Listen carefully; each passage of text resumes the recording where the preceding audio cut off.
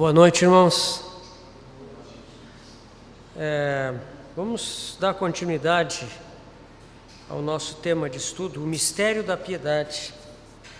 Nós vamos então abrir novamente na primeira epístola a Timóteo, no capítulo 3.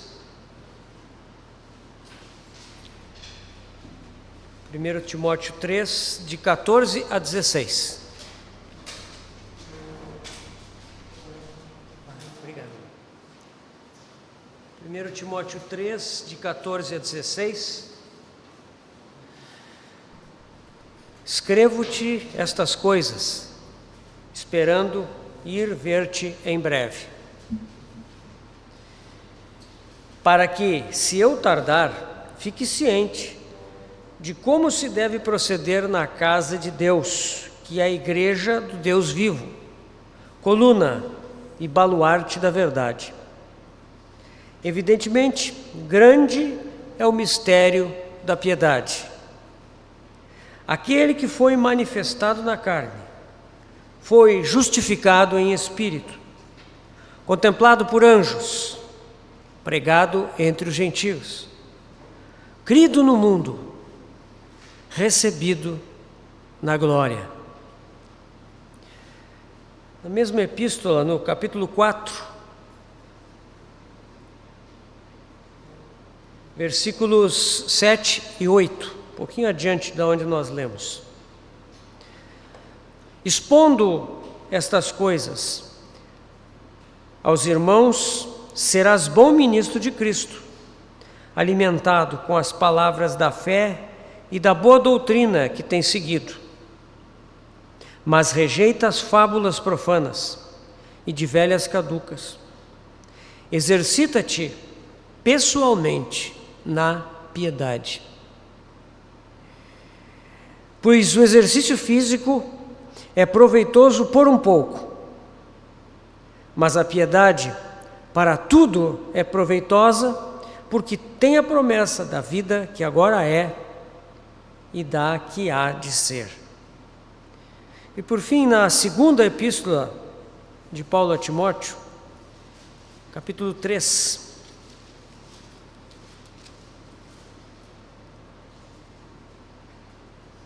de 1 a 5. 2 Timóteo 3, de 1 a 5. Sabe, porém, isto: nos últimos dias sobrevirão tempos difíceis, pois os homens serão egoístas, avarentos, jactanciosos, arrogantes, blasfemadores, desobedientes aos pais, ingratos, irreverentes, desafeiçoados, implacáveis, caluniadores, sem domínio de si, cruéis, inimigos do bem, traidores, atrevidos, infatuados, mais amigos dos prazeres do que amigos de Deus, tendo forma de piedade, negando-lhe, entretanto, o poder. Foge também destes. Amém. Vamos ter mais uma palavra de oração, irmãos. Senhor, nós acabamos de ler a Tua palavra.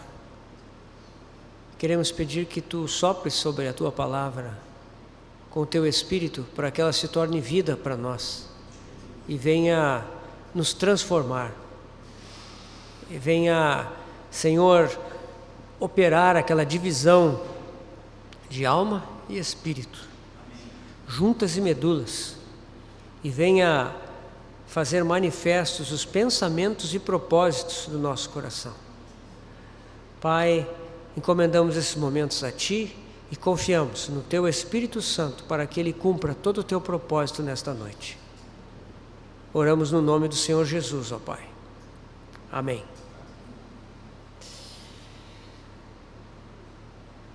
O texto que nós acabamos de ler em 2 Timóteo,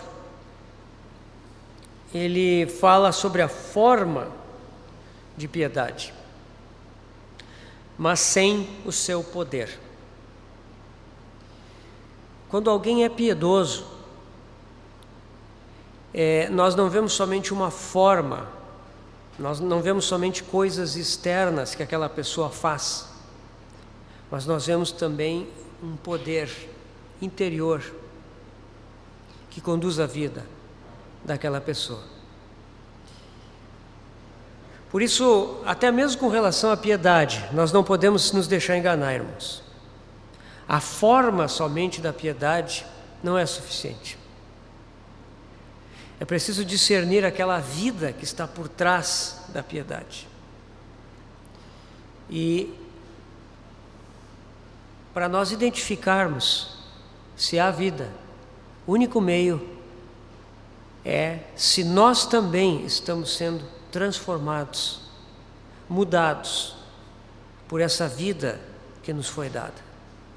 Quando nós estamos debaixo desse processo de transformação, quando nós estamos nos submetendo a essa vida interior em nós, que é uma vida piedosa, então nós começamos a poder discernir aonde mais está essa vida, aonde estão aquelas vidas com as quais nós devemos andar junto. Aqui Paulo recomenda que Timóteo fuja dessas pessoas que só têm a forma da piedade, porque esse é um cristianismo doentio e isso pode nos contaminar. Então, devemos conhecer, experimentar a vida piedosa, para que possamos estar em comunhão com aqueles que são piedosos e crescermos na experiência dessa vida. Em 1 Timóteo 3,16 nós vimos que a piedade é um mistério. Grande é o mistério da piedade.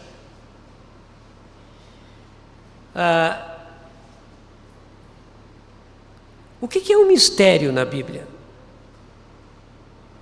No Novo Testamento nós vamos achar vários mistérios, né? A palavra é essa mesmo, né? Mysterion no grego. Nós vamos achar, por exemplo, em Mateus 13:11, os mistérios do reino dos céus. Os mistérios do reino dos céus. O Senhor, quando faz aquele discurso das parábolas, né? Ali ele vai falar sobre os mistérios do reino dos céus. Existe o mistério de Israel, da nação de Israel, na sua condição atual. Paulo fala disso em Romanos 11:25. Existe o mistério da ressurreição dos santos, 1 Coríntios 15:51. A ressurreição dos santos é um mistério. Existe o mistério da vontade de Deus. Esse mistério está em Efésios 1:9. O mistério da vontade de Deus. Existe o mistério dos gentios. Isso também está em Efésios 6:3, de 3 a 9. E Efésios também tem o mistério de Cristo e da sua igreja. Isso é Efésios 5:32. Efésios é cheio de mistérios, irmãos, né? Tem o mistério também do Evangelho, Efésios 6:19. Mistério do Evangelho, né? Colossenses 1:26 e 27 nos fala do mistério de Cristo em nós, a esperança da glória. Isso também é um mistério. Tem o mistério da fé aqui em 1 Timóteo 3:9, né? Conservando o mistério da fé. A fé também é um mistério. E tem o mistério da iniquidade, que já opera hoje. No tempo de Paulo ele já disse isso, né? O mistério da iniquidade, que está em 2 Tessalonicenses 2:7. Então, tem muito mistério na Bíblia, né? A Bíblia é um livro misterioso, né? O Novo Testamento é um livro de mistérios. O que é um mistério na Bíblia? A gente sabe que existem essas religiões orientais, existem esses grupos, tipo maçonaria, diversos tipos de religião que tem mistérios, ou seja, se nós queremos participar, se algum de nós aqui quer entrar, participar, precisa ser antes iniciado, né? Precisa ter algumas aulas com alguns mestres, precisa ser introduzido aos mistérios. Se não fizer isso, não pode participar, porque existem segredos, coisas que para os de fora são mistérios. Será que o Novo Testamento é assim também? Será que tem que ter alguma iniciação? Não. O significado de mistério na Bíblia, e aqui de novo o nosso irmão Vine, do Dicionário Expositivo de Palavras do Novo Testamento, ele nos diz, né, que o mistério na Bíblia é aquilo que está fora do alcance da compreensão natural e que só pode ser conhecido por revelação divina.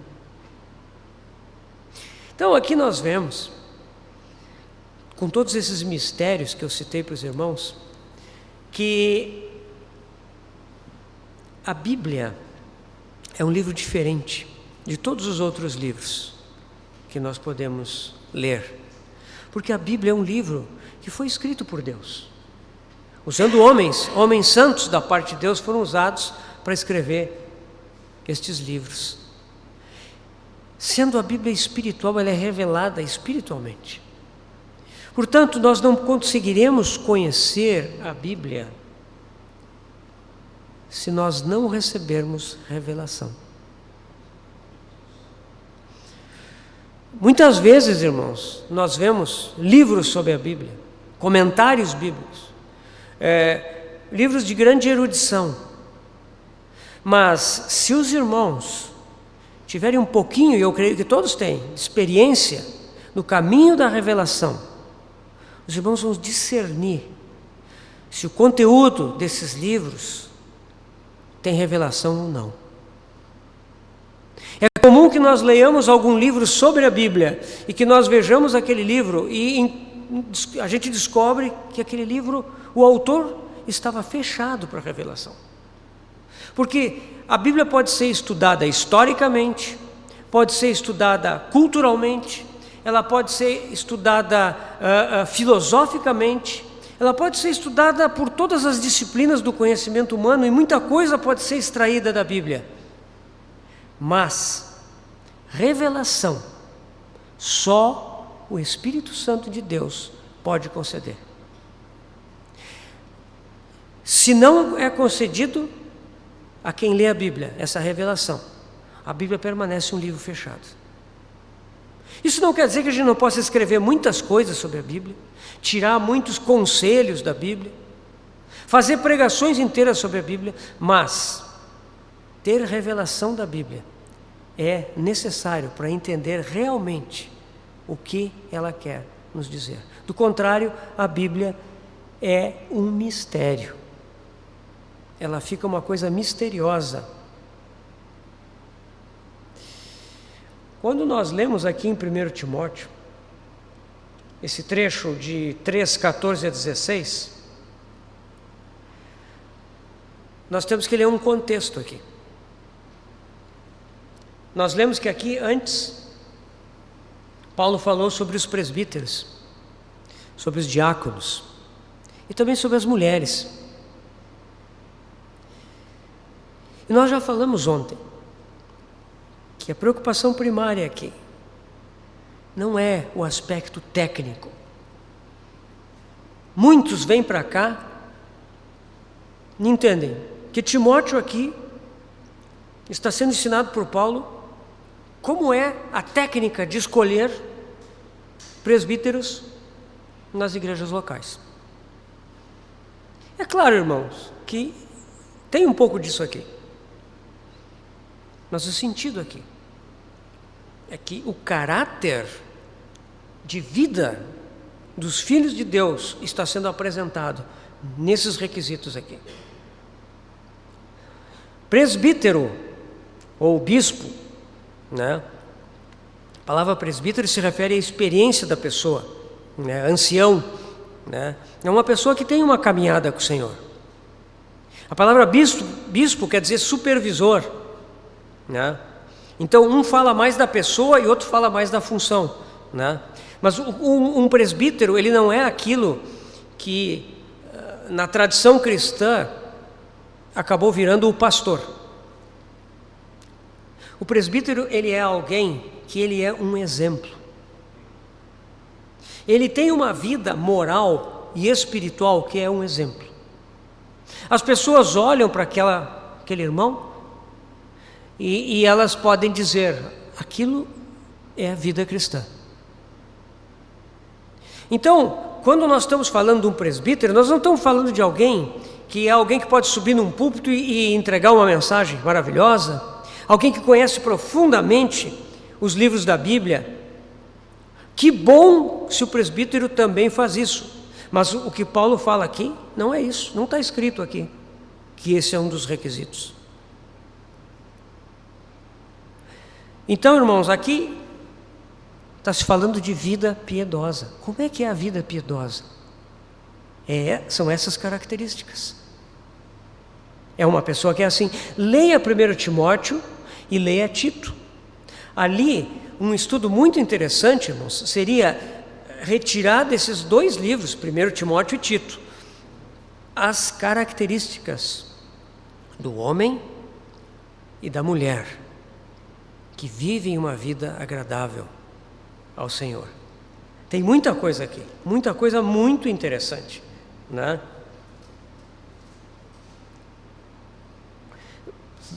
Pense bem ali em Tito, no capítulo 2.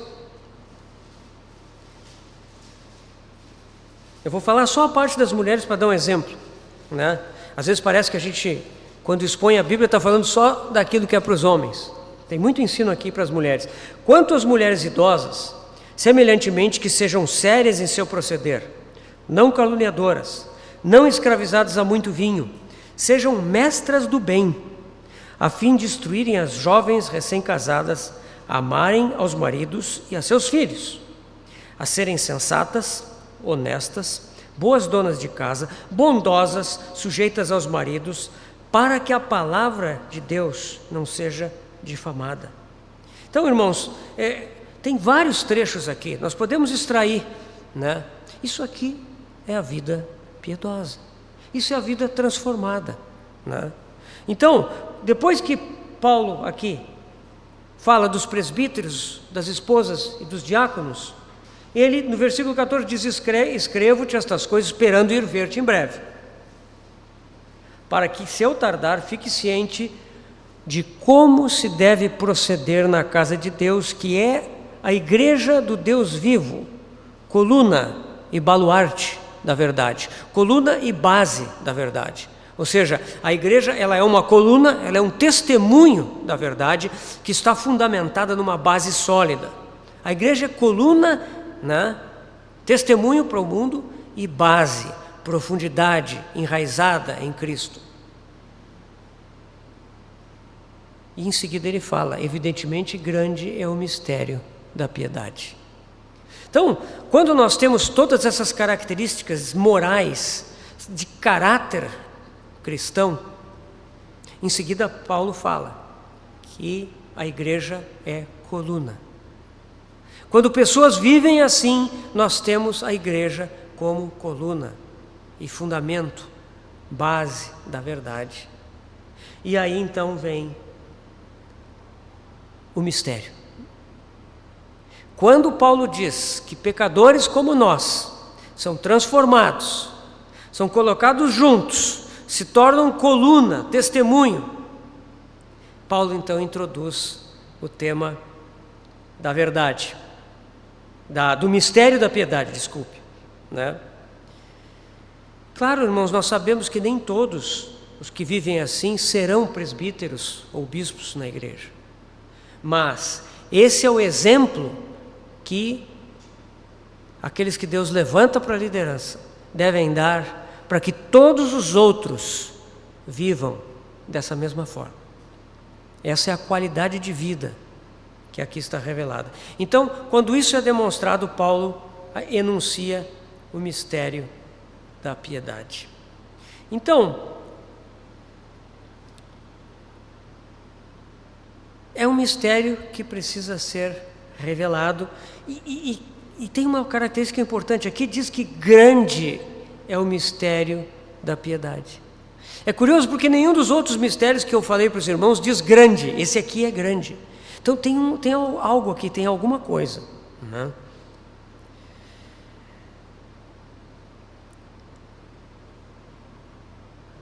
O mistério da piedade tem 6 características.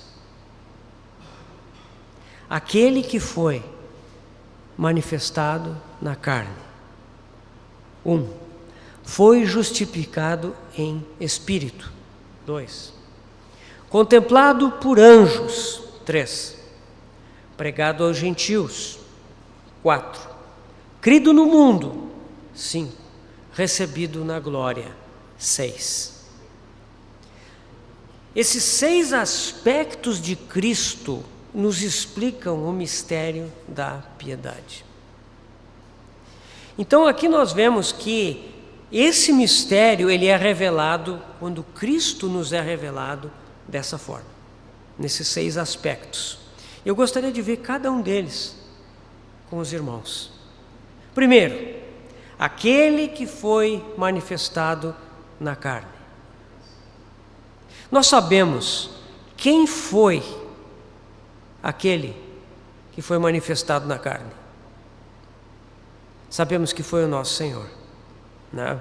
Essa pessoa aqui é o nosso Senhor que veio em carne.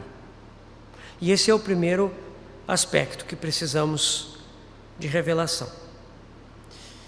Queridos irmãos, é claro que todos nós conhecemos o Senhor. Todos nós cremos nele. Nós já sabemos que ele veio em carne. Ele é o Deus Filho que se fez carne e veio habitar entre nós. Então, para nós, isso não é mistério nenhum. Poderíamos dizer assim, não, eu sei, eu conheço isso. Pode passar para o próximo. Mas, se nós lermos lá em Mateus 16, nós vamos ver uma coisa interessante. O Senhor Jesus, ele faz uma pergunta aos seus discípulos sobre si mesmo. Mateus 16, 13. O Senhor ali estava perguntando, nós vamos ler até o 19. Indo Jesus para os lados de Cesareia de Filipe, perguntou a seus discípulos: quem diz o povo ser o Filho do Homem? Ou seja, o Senhor perguntou para eles assim: tá, agora nós estamos aqui numa cidade que não tem judeus, isso aqui é uma zona de população grega, né, Cesareia de Filipe, então aqui nós temos mais liberdade. O que o povo diz a respeito de mim? O que o povo judeu diz a meu respeito? Aí os discípulos, né, uns dizem que tu és João Batista, que ressuscitou dos mortos, outros que tu és o profeta Elias, que foi falado que haveria de vir, né? Outros que é Jeremias ou algum dos outros profetas, né? Então o Senhor pergunta para eles: mas e vocês? O que vocês dizem a meu respeito? Quem dizeis que eu sou? Nós sabemos que Pedro foi o primeiro, né? Levantou a mão, né? Acho que nem levantou a mão, nada, já disse direto: tu és o Cristo, o Filho do Deus vivo. Então Jesus lhe afirmou: bem-aventurado és, Simão Barjonas, porque não foi carne e sangue que te revelaram, mas meu Pai que está nos céus.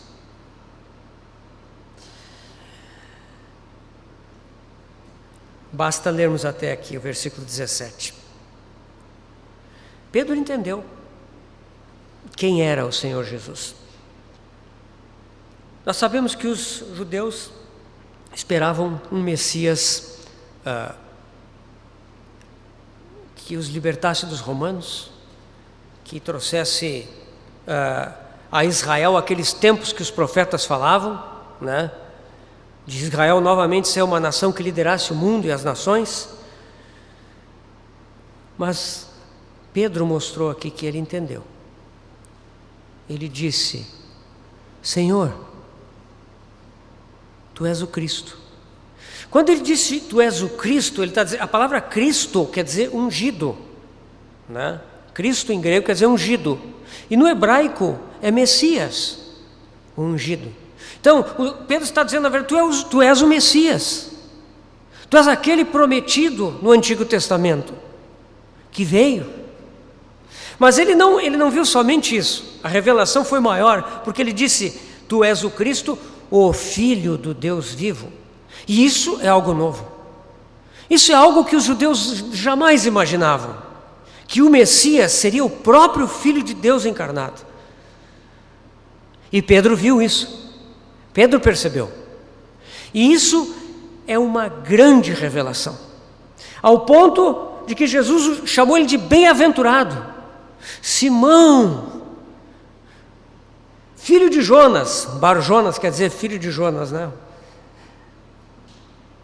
Ele ficou muito feliz. Tu és bem-aventurado, Simão.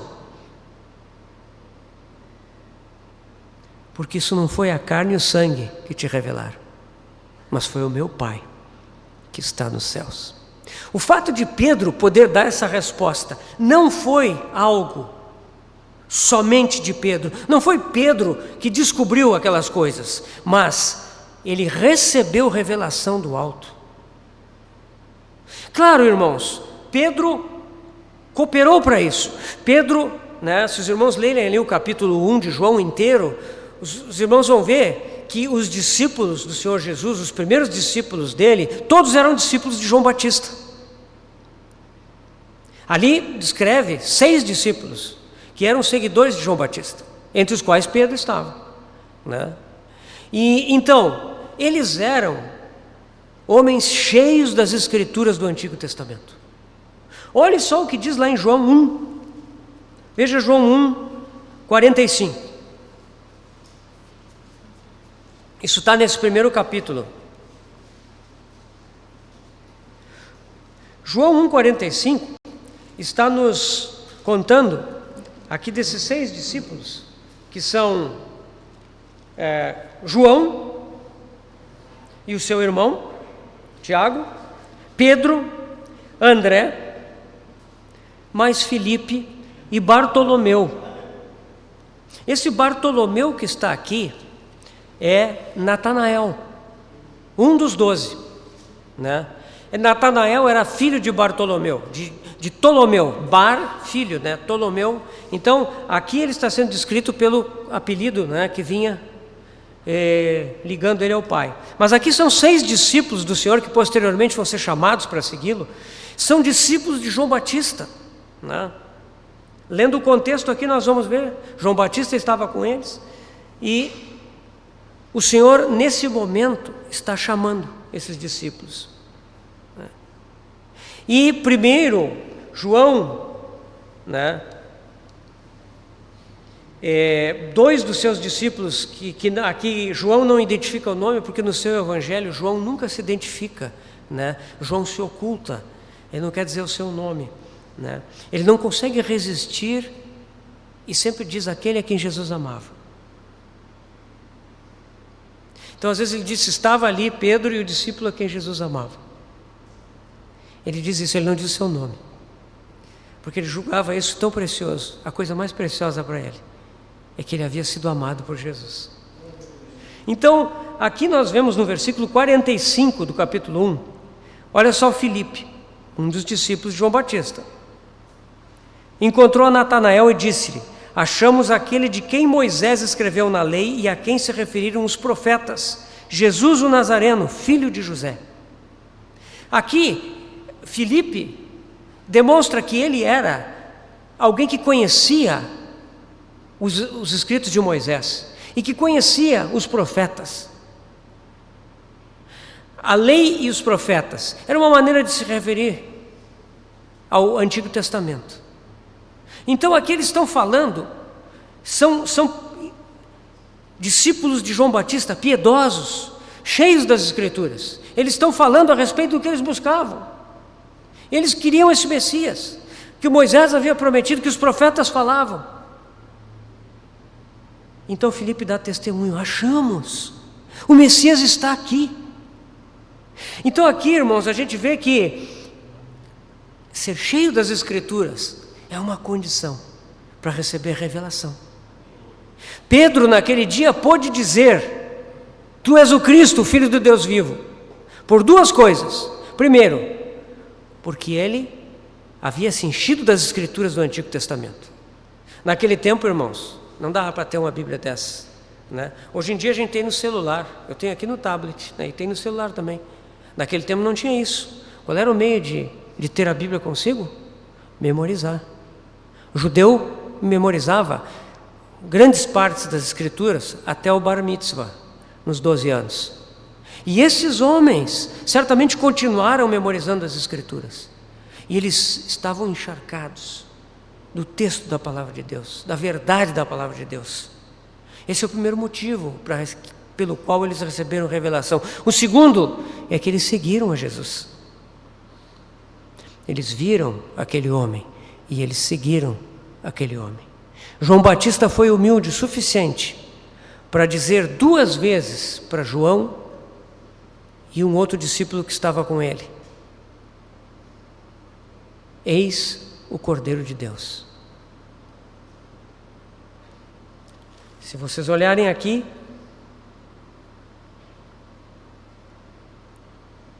versículo 29 do capítulo 1 de João.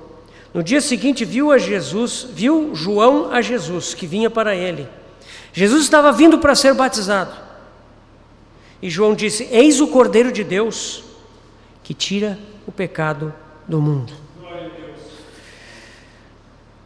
No versículo 35, no dia seguinte, estava João outra vez na companhia de 2 de seus discípulos, e vendo Jesus passar, Jesus estava indo de volta para Galiléia, depois de ser batizado.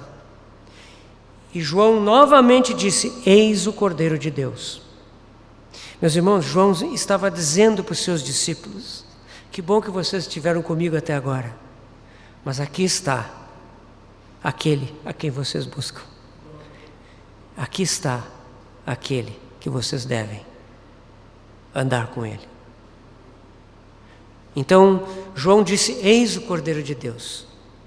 E aqueles 2 discípulos, e aqui nós sabemos que João é um deles, se ocultando, não dizendo o nome. A partir dali, João se torna um discípulo. Esses homens estavam cheios das Escrituras. Esses homens passaram a andar com o Senhor. E depois de andarem por 3 anos com o Senhor, acontece essa cena de Mateus 16, em Cesareia de Filipe. E ali, Pedro faz essa confissão: tu és o Cristo, o Filho do Deus vivo. Por isso, irmãos, que o mistério da piedade é um mistério. É preciso revelação. É preciso que o Pai revele. E o Pai, para que o Pai revele, é preciso que nós conheçamos a Sua Palavra e que nós estejamos seguindo ao Cordeiro. Então nós vamos vê-lo. O mistério da piedade vai se tornar real para nós. Precisamos dessa revelação. Se não tivermos, o mistério da piedade continuará sendo um mistério para nós. Portanto, irmão, nunca diga, ao ler aqui em Timóteo: o mistério da piedade é aquele que foi manifestado na carne. Eu sei, é Cristo. Tá bom. Podemos ir adiante? Não. Se nós dissermos isso, o mistério da piedade continuará sendo um mistério para nós. Mas se nós quisermos revelação, nós vamos pedir: Pai, revela-nos o Teu Filho. Eu quero ver o Teu Filho. E o primeiro aspecto que nós temos que ver o Filho é o aspecto da encarnação de Cristo. Meus irmãos, é preciso que nós tenhamos esse hábito de meditar nas Escrituras. Quando eu falo meditação, eu não estou falando naquelas coisas místicas, orientais, e de nos irmos para um monte na floresta e estendermos um tapete, fecharmos os olhos e fazermos uma posição espiritual e ficarmos... Não, eu não estou falando isso. Eu estou falando em olhar o texto das Escrituras, pensar a respeito, amplificar por escrito, ponderar em porções pequenas da Escritura. Por exemplo, essa questão da encarnação. Os irmãos já pensaram o que é a encarnação? Pense bem, o Deus Filho, o Deus eterno, que não tem início nem fim, o Filho de Deus, que sempre foi um com o Pai, que sempre existiu, que é eterno. Um dia, Ele deixou de lado a sua glória, Ele deixou de lado a sua majestade, Ele deixou de lado a sua autoridade suprema, Ele deixou de lado a sua onipotência, a sua onisciência, a sua sabedoria e conhecimento de tudo e todas as coisas. Ele deixou de lado a sua onipresença, a sua capacidade de estar em tudo, em todos os lugares ao mesmo tempo. Esse Deus Filho, Ele veio, se esvaziou dessas prerrogativas da sua divindade e veio nascer no ventre de Maria. Veio nascer como um bebê humano. Como compreender isso? Irmãos, isso é incompreensível. Se nós tentarmos explicar isso, nós vamos pecar. Mas o fato é que o Deus Filho, o Deus eterno, um dia, Ele deixou a glória dos céus e Ele veio ser uma criatura como nós. Isso é um fato que é maravilhoso, irmãos. Irmãos, Ele nunca deixou de ser Deus, porque Ele é Deus por natureza, mas Ele abandonou todos os privilégios e prerrogativas da sua divindade e veio ser um de nós. A sua concepção é inexplicável.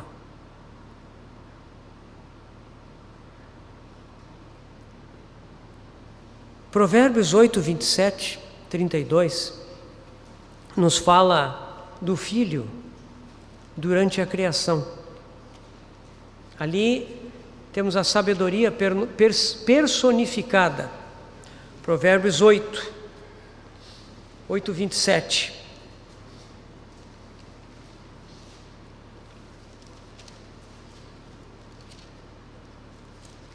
Difícil de achar aqui. 8, 27.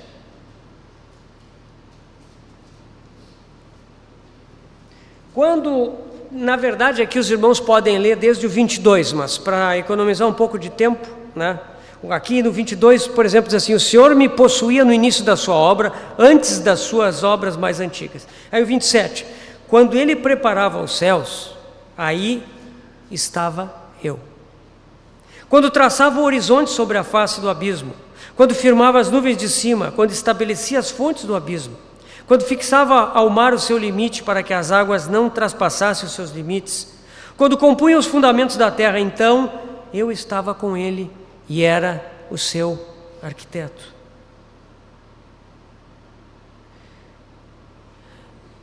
Todo esse capítulo aqui nós podemos ler o restante, mas Ele era o arquiteto de Deus. O que um arquiteto faz? Um arquiteto é alguém que tem a competência profissional para atender um cliente, descobrir o que ele quer, o desejo dele, e transformar esse desejo em realidade, numa casa, num lar. O Senhor, o Filho de Deus, foi o arquiteto do Pai na criação. Ele foi aquele que, conhecendo o desejo do Pai, planejou tudo, executou essa obra. Ele estava com ele. Esse Deus, um dia, veio a esse mundo. E por algo que a ciência jamais poderá explicar, o Deus Filho se tornou um embrião no ventre de Maria. Nasceu, foi um bebê, teve que ser levado para o Egito para ser preservado, voltou, cresceu como criança, como qualquer criança. Não acredite naquelas lendas que vêm dos escritos apócrifos, que o Senhor Jesus, quando pequeno, brincando com as outras crianças, ele fazia um passarinho de barro, soprava e o passarinho saía voando. Isso são lendas de uma total grosseria, né? Que nada tem a ver. O Senhor Jesus cresceu como uma criança normal, em graça, em verdade, tendo pais piedosos. Mas Deus, o Deus eterno, se fez carne. Irmãos, o amor de Deus não é demonstrado somente na cruz, na entrega dele por nós. O amor de Deus é revelado quando nós vemos a encarnação. Deus vive na eternidade. Deus Pai, Deus Filho, Deus Espírito Santo. Mas, irmãos, um dia, lá no trono de Deus nos céus, a Trindade se tornou dois. Como explicar isso? O Filho de Deus se ausentou e veio ao mundo. Irmãos, essas são questões que nós só colocamos. Nós não usamos dar resposta para isso. Deus veio a esse mundo, o Deus Filho, e se fez carne, porque Ele nos amou com amor eterno.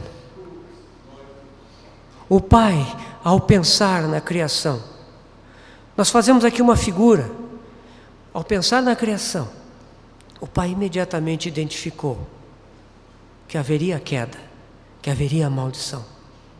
E nesse momento o Filho disse: Pai, se tu queres criar o homem, podes criá-lo, e eu vou redimi-lo. Eu vou ao mundo para pagar o preço do resgate deles. Irmãos, a encarnação é algo maravilhoso, é um mistério. Nós somos chamados a contemplar esse mistério, a apreciar. Nós não podemos ser superficiais na nossa fé, irmãos. O nosso Senhor fez tanto por nós.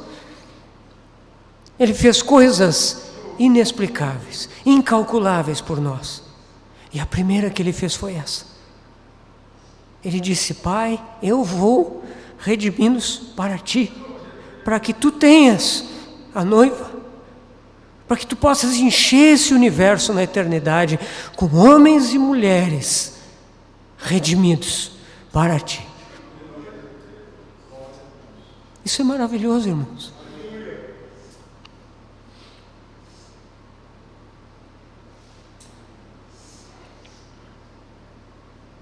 Quando o nosso Senhor nasceu em Belém, aqueles anjos vieram contemplá-lo. Eu estou até me adiantando um pouquinho aqui, porque o contemplado por anjos é depois, né? Anjos vieram contemplá-lo. Vocês lembram quando os evangelhos apresentam, né? Acho que é Lucas que fala dos anjos. E os pastores estavam no campo. Aqueles pastores eram pastores piedosos, eram pastores que cuidavam das ovelhas que eram oferecidas no templo. Então, aqueles pastores estavam cuidando das ovelhas à noite e eles viram, um anjo apareceu e avisou a eles: hoje, em Belém de Judá, é nascido o Salvador. E quando aquele anjo se retirou, os pastores olharam o céu e viram uma multidão de anjos, e eles todos iam para Belém. O que eles fizeram? Eles também foram para Belém. Por quê, irmãos? Porque aquele momento que aos olhos da história, aos olhos dos homens, não chamou a atenção de ninguém. Aos olhos da milícia celestial, aos olhos daqueles que habitam na eternidade, aquilo era um fato absolutamente inédito, uma coisa inexplicável. E os anjos todos vieram, porque eles disseram: vamos ver, o Deus Filho está nascendo homem em Belém. Que maravilha! Deus fez isso por amor, porque Ele nos amou. Aquele que foi manifestado na carne. Irmãos, quando o Senhor veio viver nesse mundo, Ele veio para nos salvar. Ele veio dar a sua vida por nós. Ele veio entregar a sua vida na morte por nós. Mas não somente isso. Ele viveu uma vida aqui como homem, para poder nos dar uma vida para viver. Por isso Ele entregou a sua vida por nós. Ele nos deu a sua morte e Ele nos deu a sua vida. 1 João, capítulo 4, versículo 9, nos diz assim: nisto se manifestou o amor de Deus em nós, em haver Deus enviado a seu Filho unigênito ao mundo para vivermos por meio dele. Meus irmãos, hoje o Senhor habita na glória, mas Ele também habita aqui na terra, nas nossas vidas, na vida daqueles que o receberam. E Ele aqui na terra tem um corpo, não apenas aquele corpo que Ele recebeu, aquele corpo de carne que Ele recebeu no nascimento em Belém, mas Ele tem um corpo espalhado por esse mundo inteiro, o corpo de Cristo, no qual a vida de Cristo vive. O Senhor vive hoje aqui na terra, o Senhor fala hoje aqui na terra, o Senhor se move hoje aqui na terra, por meio do seu corpo, porque Ele veio a esse mundo e se fez carne por amor de nós. Meus irmãos, grande é o mistério da piedade. E quando nós lembramos da encarnação do Senhor, do Deus eterno que se fez homem, isso é algo que nós devemos contemplar. Isso é algo maravilhoso. Esse é o primeiro aspecto do mistério da piedade. Segundo, aquele que foi manifestado na carne foi justificado em espírito. O que significa ser justificado em espírito? Bom, nós sabemos que precisamos de justificação, né? Quando a gente lê lá o capítulo 3 de Romanos, né, nós ficamos maravilhados, porque ali Paulo nos fala que nós, que estávamos perdidos em delitos e pecados, fomos justificados por meio do sacrifício do nosso Senhor Jesus. Então, nós amamos essa justificação. Irmãos, quando nós cremos nessa justificação, nós estamos justificados. Justificado não é ser justo. Por isso que a justificação, ela vem primeiro. Nós cremos na obra que Cristo fez por nós. E quando nós cremos nessa obra, pela fé, nós dizemos assim: Pai querido, Teu Filho Jesus pagou todo o preço da minha redenção. Meus pecados estão perdoados. Eu estou justificado. Justificar é declarar justo. Irmãos, Deus nos declarou justos, uma vez para sempre. Não se deixe acusar pelo inimigo. Nós fomos declarados justos. Isso é um decreto eterno de Deus no seu Filho, Jesus Cristo. Graças a Deus por essa justiça, né? Irmãos, nós precisamos dessa justificação. Nós damos graças a Deus. Nós vamos cantar a vida inteira que fomos justificados. Mas por que o Filho de Deus precisa ser justificado? Ele jamais cometeu pecado. Ele jamais fez qualquer coisa que ofendesse a santidade de Deus. Ele não precisa de justificação. Mas aqui diz que ele foi justificado em espírito. A justificação do Senhor não é porque ele precise ser justificado diante de Deus. É que a justificação de um homem, ela é evidenciada no seu triunfo sobre a morte, na sua ressurreição. Quando um homem ressurge vencedor sobre a morte, está comprovado, este homem foi justificado. Esse homem é justo aos olhos de Deus. Por isso, nosso Senhor, a justificação em espírito quer dizer a ressurreição do nosso Senhor. Ele desceu até a morte. Pedro diz isso lá em Atos 2 no seu discurso. Mas a morte não o pôde reter. Ele rompeu os grilhões da morte. E ele ressuscitou vencedor. Por nós. Então, irmãos, essa é a justificação em espírito, a ressurreição do Senhor. Ele foi declarado publicamente como justo. Irmãos, o Senhor Jesus é o primeiro homem que ressuscitou para a glória. Nenhum outro homem ressuscitou dessa forma. Nós vamos ler nas Escrituras várias ressurreições, né? Elias ressuscitou pessoas. Nós vemos isso aconteceu no ministério do Senhor Jesus, né? No ministério dos apóstolos. O Senhor Jesus levantou a Lázaro dentre os mortos. O Senhor Jesus levantou, né, ao filho da viúva de Naim. Mas essas pessoas, elas foram ressuscitadas para a vida física. Um dia essas pessoas todas morreram de novo, né? Lázaro morreu. O Senhor chamou ele do túmulo. Ele ressuscitou.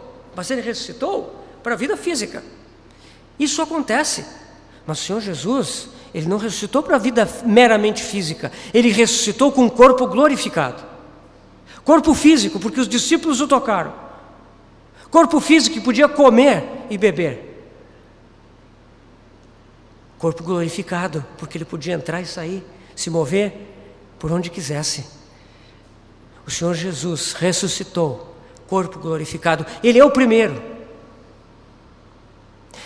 Coríntios fala, né, 1 Coríntios 15, 20, fala que ele é as primícias da ressurreição. Ele foi o primeiro. E ele é a garantia que nós vamos ressuscitar um dia. Que os santos que creram nele um dia vão ressuscitar. Então, ele foi o primeiro e único homem a ressuscitar dentre os mortos para a glória. Ele nos mostrou um corpo humano glorificado. Isso nos dá grande alegria e esperança. Nós sabemos que um dia seremos como ele é. Então, isso é o mistério da piedade. A vida ressurreta do Senhor Jesus, a humanidade ressurreta dele. Essa vida que venceu a morte, que triunfou sobre o pecado, sobre a carne, sobre Satanás, sobre o mundo, essa vida está em nós. Vida de ressurreição. Ele nos deu essa vida vencedora. Que nós contemplemos o nosso Senhor ressurreto. Isso é o mistério da piedade. Novamente, essa vida de ressurreição, ela é vivida no plano individual, por nós, mas ainda mais no plano corporativo, na igreja. Quando nós estamos junto com os irmãos, nós experimentamos a manifestação dessa vida ressurreta. Irmãos, isso é uma realidade. Quando nós andamos sozinhos, nós estamos tocando no deserto de morte que há nesse mundo. Mas quando nós estamos no corpo, unidos com os irmãos, nós tocamos a vida, porque ele ressuscitou. Ele nos deu essa vida ressurreta. Isso é algo real e nós tocamos, não somente na comunhão com Ele, mas quando nós estamos juntos uns com os outros, nós tocamos essa vida de ressurreição. Eu lembro aquele episódio daquela mulher que tinha aquela hemorragia, e ela, no meio da multidão, certamente uma mulher que tinha uma anemia crônica, né? Uma mulher enfraquecida, mas ela entrou no meio daquela multidão e foi atravessando, e ela estendeu as mãos e tocou no Senhor. E o Senhor sentiu o toque. E o Senhor disse: alguém me tocou. E os discípulos: pô, Senhor, nós estamos aqui no meio de uma multidão, está cheio de gente aqui, está cheio de gente batendo uns nos outros. Não, alguém me tocou porque de mim saiu o poder. A fé daquela mulher tocou o Senhor e ela foi curada. Quando nós estamos juntos no corpo de Cristo, nós tocamos a Cristo, vivo na vida dos nossos irmãos e irmãs. E esse Cristo para nós é virtude, é vida. Irmãos, isso é uma realidade. Isso faz parte do mistério da piedade. Nós vamos ver mais rapidamente os outros. Contemplado por anjos, já falamos, né? Dos anjos em Belém, aqueles anjos que vieram contemplar esse fato maravilhoso, espantoso, inigualável. O Filho de Deus se fez homem. E eles foram olhar, todos foram olhar e viram aquele fato maravilhoso. Nosso Senhor nasceu como um bebê, foi colocado numa manjedoura. Que maravilha! Ele se fez carne por amor de nós. Os anjos vieram ver.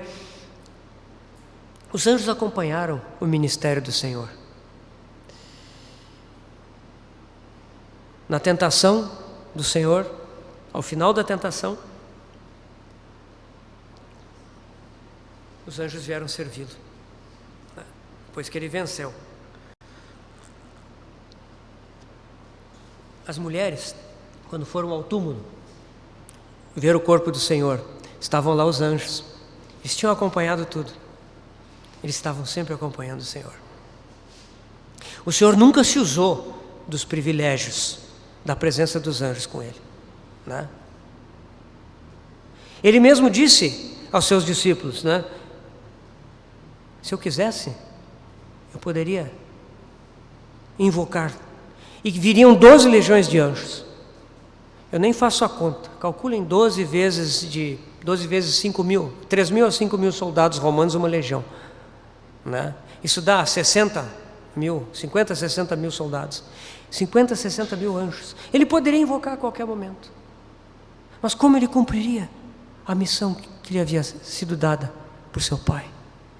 Ele não podia recorrer a isso, mas os anjos estavam ao seu redor, e os anjos os serviam na medida do que era necessário. Um anjo o consolou no jardim do Getsêmani. Ele foi consolado por anjos. Meus irmãos, aquele momento no jardim do Getsêmani foi um dos momentos mais terríveis, certamente o mais terrível da vida do Senhor antes da cruz. Ele disse que estava angustiado, perturbado. Ele sentia uma angústia de alma tremenda. Ele estava profundamente triste. Meus irmãos, isso é como se fosse uma depressão profunda e esmagadora. Por quê? Porque ele tinha medo da cruz? Não. Porque ele teria que ser separado do seu Pai. Mesmo na sua humanidade. À medida que ele foi tomando consciência da sua pessoa, ele andou com o Pai. Ao ponto de que quando ele, com 12 anos, foi ao templo para ser lá consagrado, no seu bar mitzvah, ele ficou lá, de tal modo embriagado, com a certeza de que ali era a casa do seu Pai. Seus pais vieram buscá-lo e ele voltou, ele foi obediente. No Getsemane, ele foi esmagado.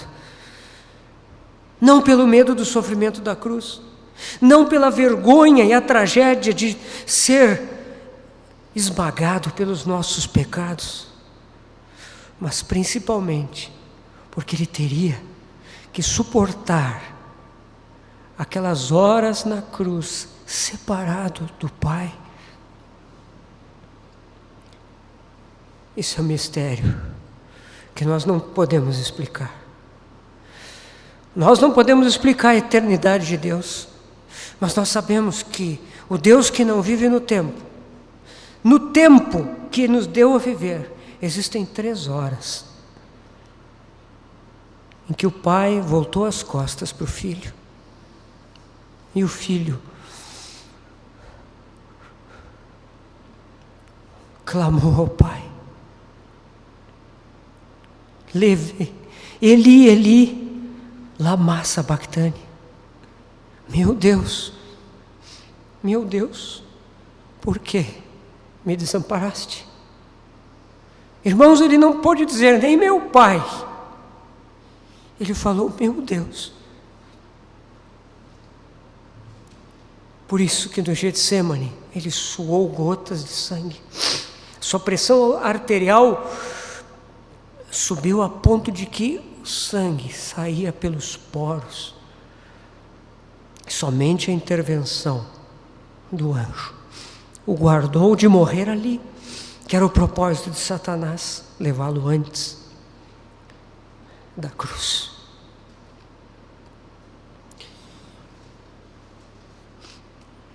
Então, irmãos, os anjos contemplaram. Se nós lermos lá em Efésios, no capítulo 3, Efésios 3, versículos de 8 a 10.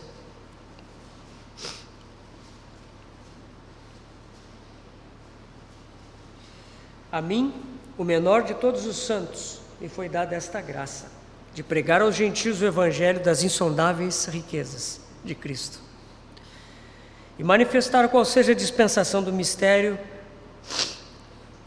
de novo, desde os séculos oculto em Deus que criou todas as coisas, para que, pela igreja, a multiforme sabedoria de Deus se torne conhecida agora dos principados e potestades nos lugares celestiais. Meus irmãos, muitos dizem que Efésios é o ponto máximo da revelação que Deus deu a Paulo para a sua igreja. Nós chegamos a alguns pontos aqui em Efésios que é difícil explicar. Esse evangelho das insondáveis riquezas de Cristo, as riquezas que não têm fim, são insondáveis. O que é insondável? Vocês são aqui de Criciúma, né? Cidade do carvão. Você sabe muito bem o que é cavar atrás do carvão, né? O Aroni estava me dizendo, cava assim, em paralelo à superfície e cava para baixo também, né?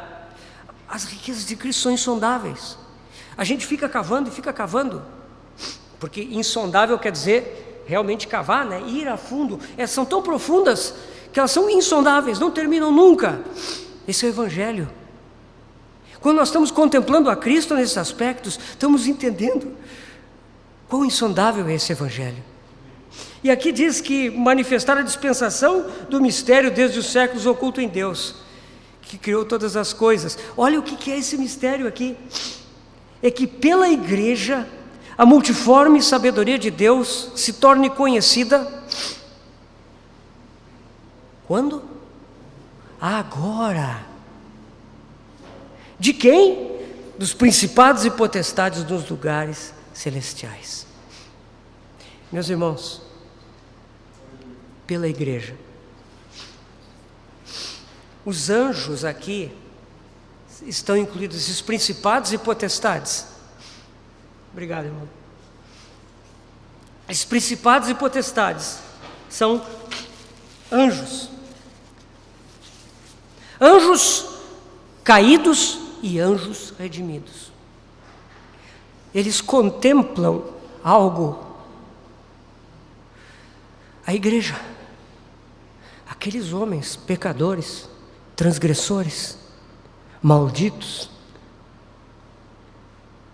de alguma forma, eles foram redimidos de tal maneira que a multiforme sabedoria de Deus é revelada neles, é conhecida, ao ponto de que não apenas o mundo, os outros homens, os anjos vêm ver, os anjos vêm contemplar.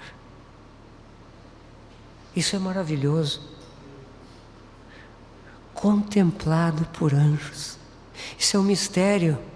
Os anjos vêm contemplar esse Cristo na vida dos seus filhos que vivem juntos em um corpo. Isso é um mistério. O mistério da piedade. Isso está acontecendo agora. Irmãos, a obra que Deus faz conosco é uma obra grandiosa. Os anjos estão assistindo. Não porque eles estão de vigia, querendo saber. Eles estão vendo e estão achando isso maravilhoso. Estão achando maravilhoso que essa vida que está em nós está crescendo, o Espírito Santo está agindo e Cristo está sendo testificado. Isso é algo maravilhoso. E eles estão aprendendo, porque aqui diz que a multiforme sabedoria de Deus, ela está se tornando conhecida pela igreja. Agora, isso não é algo para o futuro, agora isso está acontecendo. Como nós precisamos conhecer esse mistério? Nossos olhos precisam ser abertos para nós caminharmos com alegria, com confiança, sabendo que Ele está fazendo isso e Ele vai completar. Eu vou terminar aqui rapidamente. Pregado entre os gentios. Não somente os anjos vieram ver, mas esse mistério de tal forma, o mistério da piedade de tal forma se manifesta nos remidos, que ele é pregado pelos remidos. Os homens também o conhecem. Crido no mundo.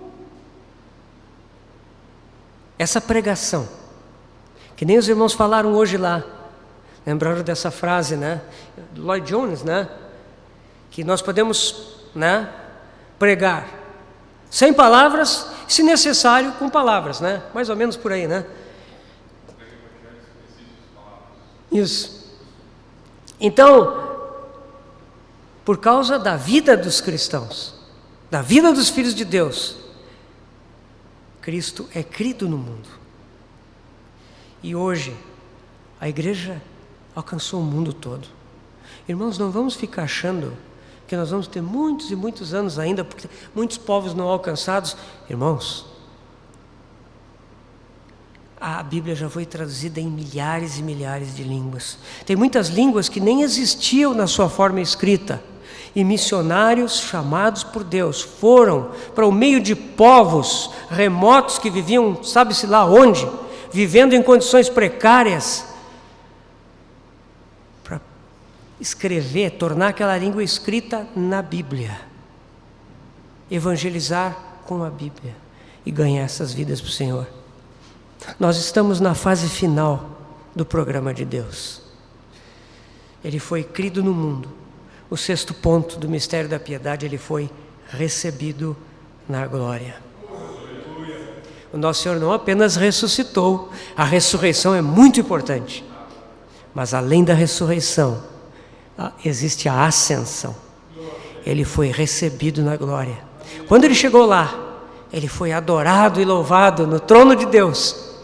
E irmãos, ele levou, é muito interessante isso, irmãos, quando ele saiu de lá e encarnou para nos salvar, ele era Deus. Agora quando ele volta, ele é Deus e ele é homem. Já pensaram nisso, irmãos? O Senhor Jesus não deixou a sua humanidade aqui. Ele não veio, se fez homem por um tempo e voltou. Agora, ele é o homem na glória. Há um homem na glória. Quando nós chegarmos lá, quando nós o contemplarmos, nós vamos ver um homem como nós vamos poder abraçá-lo. Irmãos, que maravilha. Ele está na glória. Ele está em autoridade. Ele recebeu o livro das mãos do Pai.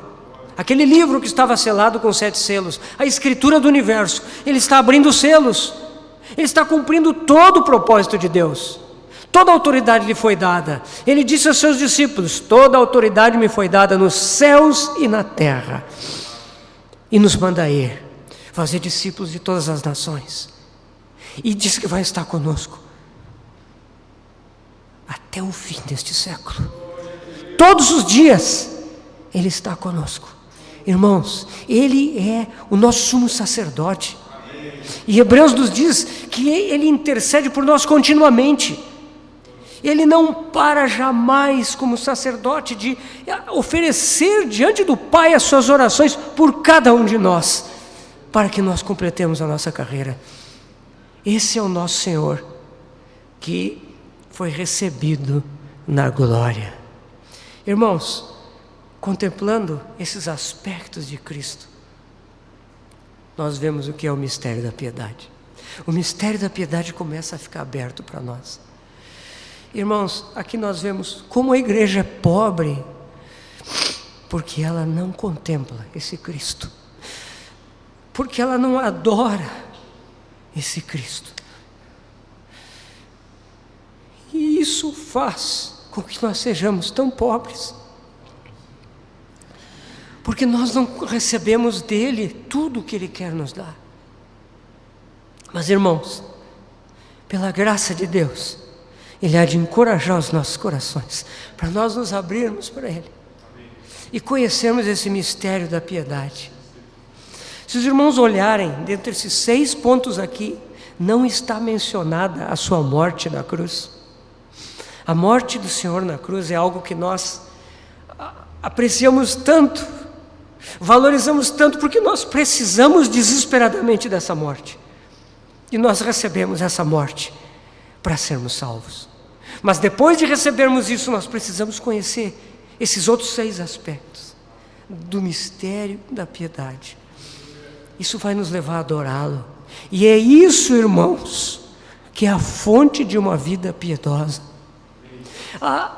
Nós não vivemos uma vida piedosa porque nós não o contemplamos.